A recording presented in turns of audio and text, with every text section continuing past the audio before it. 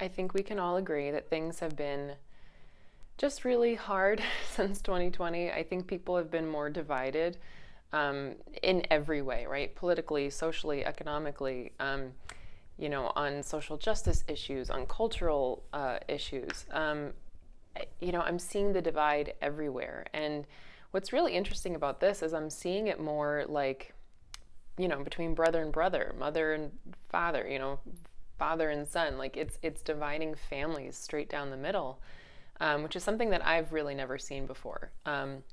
Clearly, in history, we've been really divided in the past, but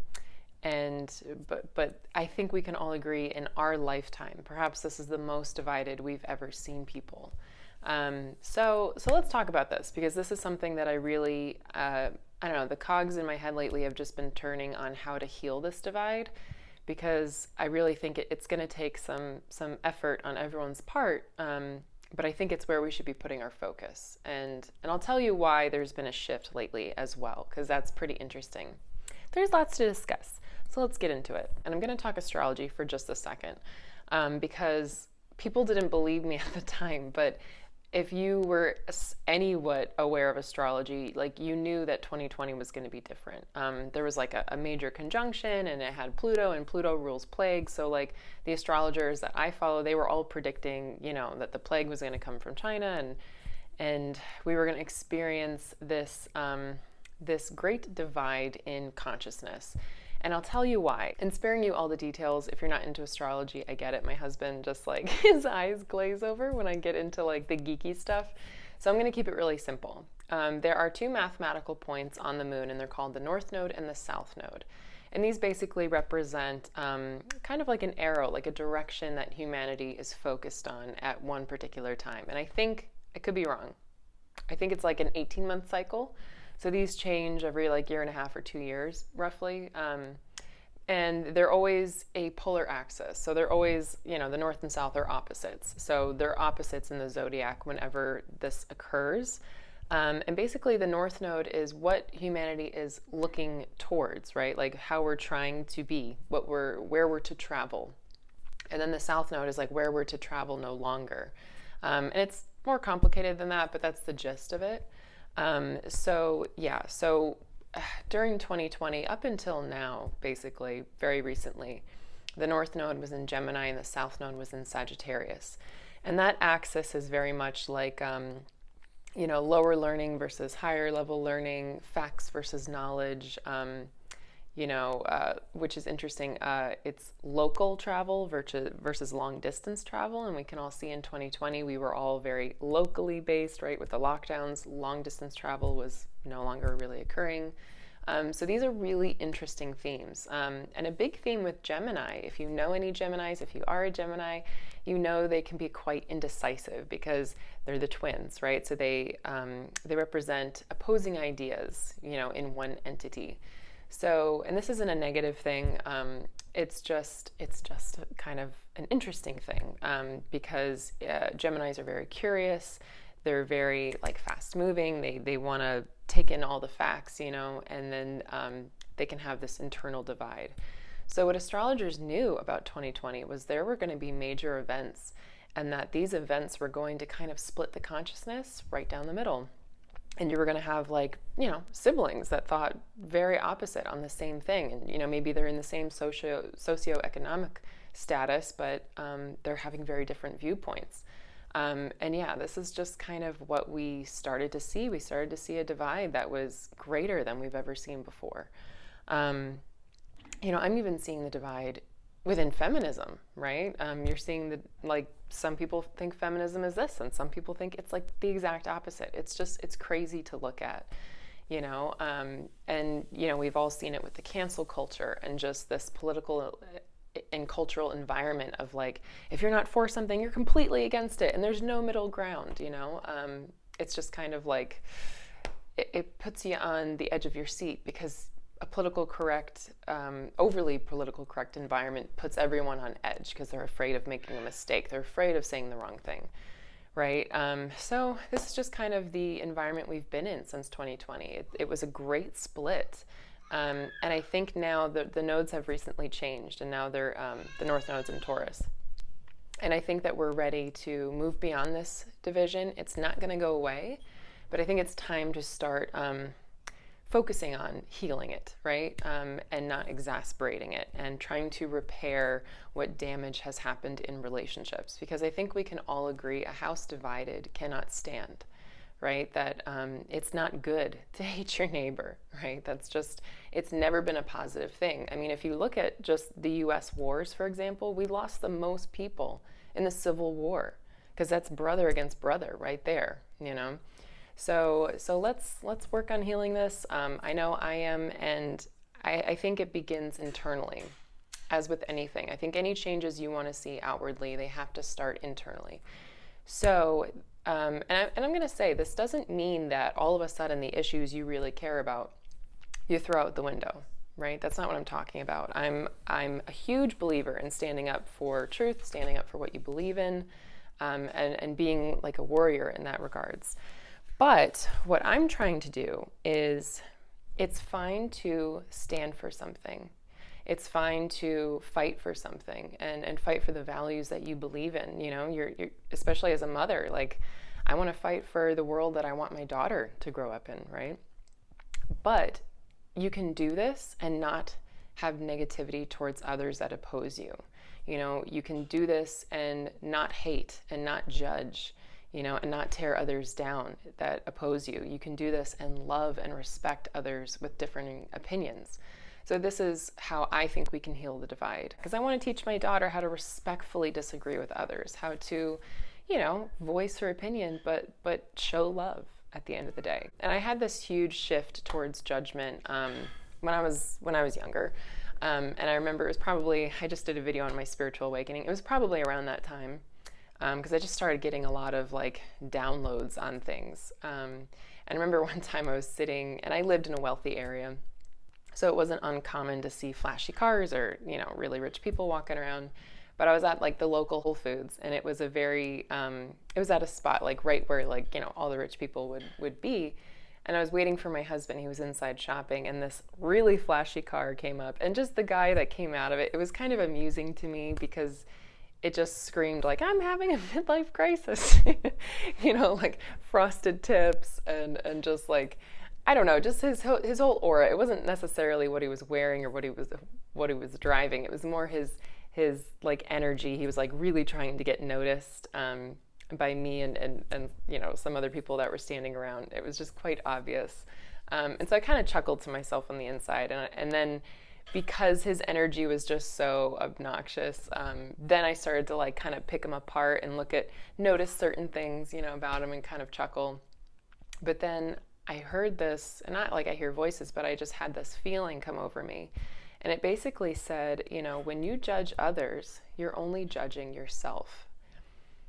And this was a powerful moment for me, because until that point, I never really thought so much about judging others. Like, I come from that time and place where like the mean girl times, right? Like, everyone was really judgmental where I went to school, and my family could be judgmental a lot of the times. And so I was kind of raised with a culture that was very judging. And so I never stopped to think about it. But in that moment, I caught myself, and I was like, you know, it's true, because I personally believe, and this can cross many different spiritual beliefs and religious beliefs, but I believe that we're all one, you know? And if you're maybe more Christian, maybe you believe we're all children of God, right? So like, I believe that we're all one. And so if one person is judging another, you are judging yourself if you believe we're all one, right? So this was a huge moment for me, just in my perspective about judging others. And of course you forget, right? And you have to remind yourself. So this is where I'm coming to now. I'm coming to a point where I'm feeling pulled to judge others by these very polarizing themes happening right now around us, and I'm resisting the urge, and I want to heal this divide. So the first step is to resist the self-identifications. And I saw a really good video from Sadhguru, and if I can find that, I'll link it down below, the other day. And I haven't listened much to him, but I've seen him pop up on my YouTube channel, and this just stuck out to me, and so I clicked on it, and I really liked it. And he was basically saying that It's a great practice to, before bed, sit down and write down all of the identifications that you can identify with, right? So whether it's student or mother or woman or American or, all of the things that you could identify with. There's so many things. Maybe it's your job. Maybe it's, what you're passionate about. Maybe it's how you, your gender or whatever, how you identify as a person. So just write down all of the things, all the ways that you would describe and identify yourself. And then he says to place that on your bedside table, almost symbolically, to leave it there. And then he says, put it down and step away, release yourself from those very egoic identifications, and try to fall asleep without them. Just being this unbound soul to any, label. And it's a good practice to do because, while there's nothing wrong with the ego, we need these identifications to kind of move through life. And so they're not bad. However, when you become so overly identified, it creates a team mentality. It puts you into opposition with others. It's us versus them, right? If I'm this political party, then my enemy is this political party. So the more that you identify in all the different ways that you can, because it really can go far, right? It could be your political party. It could be your socioeconomic status. It could be as a mother, right? Are you this mother or that mother? There's a million ways that mothers kind of judge and oppose each other. So the list can just go on and on and on. And it's a really great step. If you've never kind of done this kind of work, it's really, really positive to just give yourself a break and open your mind and your heart up to being without these labels, because they can tear us down, or more importantly, tear us apart. I'm resisting the urge to identify, but that doesn't mean I can't, I can vote for whoever I want to vote for, but I don't have to so strongly attach to something, and because the stronger your attachments are, the closer you lose your objectivity, right? You need to stand back from these labels. It's really important to do so, because then you can see things more clearly. So yeah, it doesn't mean all of a sudden you're not who you are, who you think you are. You can still be who you are, but it's your attachment to these labels that's changing. The second thing that I'm doing is, a lot of times with these, these labels and these identifications we take on, we like to think that the opposing viewpoint is just crazy, right? Oh, they're just crazy. How could you believe that, right? We saw it with a lot of the social justice issues that came up, especially over the summer. If you weren't for this movement, you were racist, right? Hard stop. There was no in between. There was no room for debate about how we could maybe achieve results differently or more effectively or anything. There was no room for opinion. It was just, if you're not this, if you're not white, you're black. If you're not black, you're white. There was no gray area. And it's a very lazy mindset. It's a very ignorant mindset, right? To just call people crazy. It kind of reminds me of when Dave Chappelle turned down the Chappelle Show $50 million deal back in the day, and everyone was just like, oh, you're crazy. And they didn't stop to ask, why? Why did you do that? And he even said, I think he was talking to Oprah, and he was like, it's so easy to just call someone crazy, because we've accepted that term in society as just there's no reasoning behind it. They're just crazy. It's the end of a certain road. And so you can just write people off in your life. And another word for this could be evil, right? People aren't always evil that oppose you, right? People aren't always crazy and evil and ill-minded or ill-spirited. There's usually a good reason people believe what they believe. They're usually trying to just stand up for what they believe in, for their family. They think what they're doing is best. Clearly, when two countries go to war, all of the soldiers on both sides think that they're doing what's best. So clearly there's a reason they believe that. This is something that's easy for me because I've been on every side. I've been rich, I've been poor, I've been a Democrat, I've been a Republican, I've been a libertarian, I've been a Christian, a Buddhist, a New Age person. I've been everything. And I'm constantly looking at all different sides to life. So this is very easy for me to understand. Right? We can't just say the other side is crazy, because it takes the humanity out of them, and it shuts us down from trying to understand their viewpoint. And we need to do better at that. So the third thing that I am doing that I suggest you maybe do as well is not living in an echo chamber. And this has kind of been a buzzword lately. I've seen it around a lot and I love it. So what is an echo chamber? An echo chamber is when you only place yourself around people and, news sources and everything. You make your environment completely mirror what you believe, right? So you're not taking in any opposing viewpoints. So whatever you voice, you're getting echoed back. So yeah, this could look like what you follow on social media. This could look like the type of news that you choose to ingest. This could look like the friends and family that you let in your circle. If all of your influence, all of your news, all of your information that you're taking in is all one-sided, you're totally losing perspective of the whole, right? So I encourage you to, if you only listen to mainstream media, right? You've got your one news station that you love, you identify with. I encourage you, flip the channel, listen to the opposing side. You may sit there in anger because you don't agree with anything they're saying, but at least you're taking in the other side and it's opening up your mind to understanding the people listening to this, right? And that's going to help you communicate with those kind of people at the end of the day. It's going to help you to not judge because you understand where they're coming from.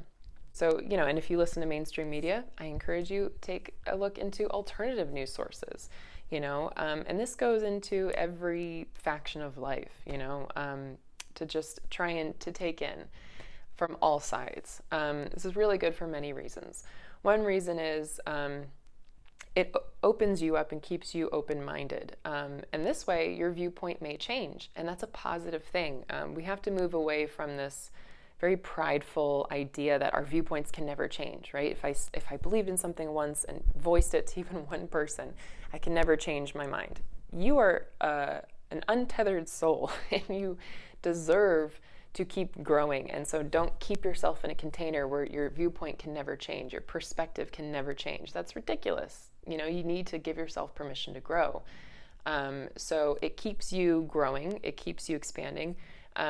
And you know what? If your viewpoint doesn't change, then congratulations, you actually believe it. You're thinking more for yourself because you're giving yourself the opposing views. So if you still believe in what you believe, great. Then inherently, then that's what you really believe. You're not just being fed your perspective from somebody else.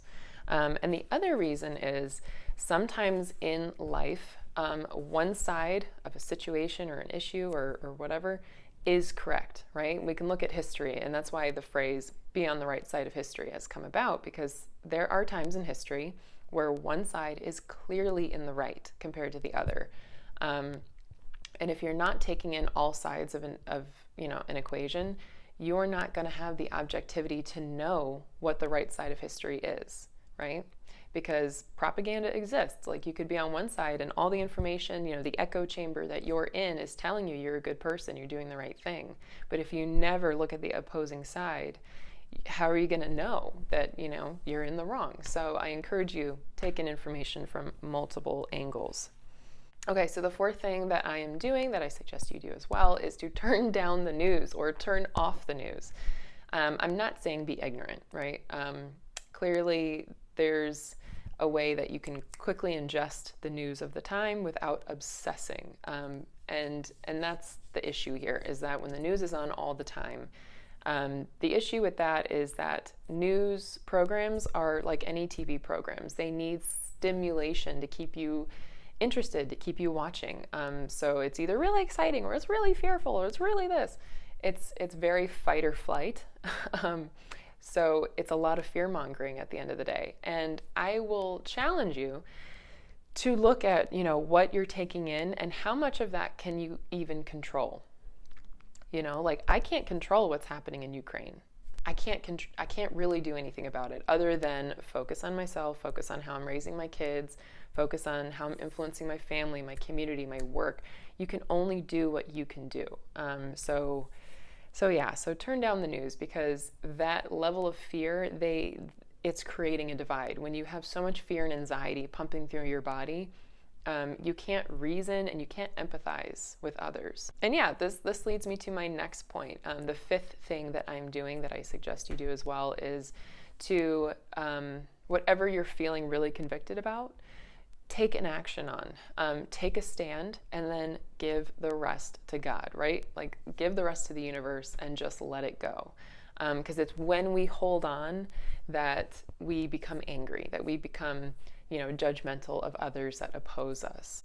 So yeah, the last thing I'm doing is I'm forgiving others who have judged me, right? Over the past 2 years, there's been so many polarizing ideas and topics that it's caused us to judge others and others to judge us. And that hurt that comes from that, maybe you weren't invited to Christmas dinner last year. Maybe you were let go of a job, a vocation that you are so in love with and so passionate about because there was a mandate that you didn't personally feel you wanted to follow, right? There's been a lot of hurt over the past couple years. So I'm not saying the other side to you is right, or that any actions, that have hurt you are justified. But what I am saying is you don't want to carry that anger in your heart, right? Because it's like drinking acid every day. It's not good for your body. It's not good for your spirit. And it's not good for your mind. And it's not good for your relationships with others. So if there's been an injustice against you, try and find a way to just forgive and let go, and you can still stand up for what you believe in, and you can still fight for that, but to just have more of a sense of forgiveness in your heart. Like I've seen on social media, a lot of people saying now, like, oh, now all of a sudden people don't care about what they cared about, even a month ago, and they were willing to die on that hill like 6 months ago. Now all of a sudden people don't care, but I lost my job, or I, was excommunicated from my family. I don't want to forgive them. Like, that's horrible. And it's your personal choice. But to me, if someone offers you an olive branch, I would take it. Just because, like I said, and you might not want a relationship with that person. That's fine. But that's separate from forgiveness. You can still forgive someone, and not choose to have a relationship with them, right? So just try and find forgiveness in your heart. I'm going to do another video on this because it's such a big topic, so important. And I'll give you personal things that I've done, practices that you can do to help the forgiveness train move along, because sometimes it's very hard and sometimes it gets stuck. And there are ways to push past this, the anger and resentment and move towards forgiveness. Because you're doing it for your health. That's the biggest thing. So that's just how I'm trying to heal the divide personally. I think we can do it. I think it's the time to start this damage control on, relationships and everything else. Because things are clearly just getting worse. I mean, they're getting better in some ways, but then now, the global climate is escalating. There could be threats of World War III. This has been crazy. This has been madness since 2020. And I just think the best and really only way to get through hard times is by doing it together. So I wish you healing on this. Let's pray to heal the divide. And I don't know. If you want to join me on this, hit the like button so this can go to more people. I'll see you next time. Goodbye.